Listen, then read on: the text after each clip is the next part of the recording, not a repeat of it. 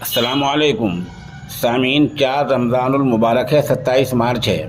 خبر کا عنوان ہے بی جے پی لیڈر کے گھر پر زبردست مظاہرہ، پتھراؤ، پولیس کا لاٹھی چارج، ہنگامہ۔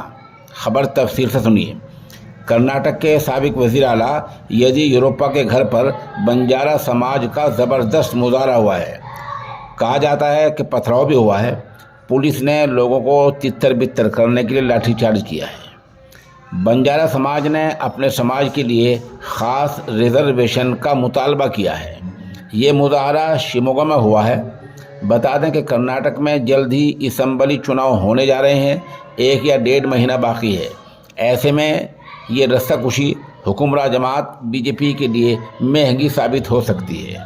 بنجارا سماج کا کہنا ہے کہ حال ہی میں ریاستی سرکار نے ریزرویشن کی جو سفارش مرکزی سرکار کو بھیجی ہے، اس سے ہمارے سماج کا نقصان ہو سکتا ہے، اس لیے اس کو فوراً واپس لیا جائے اور بنجارا سماج کو خاص زمرے میں داخل کیا جائے۔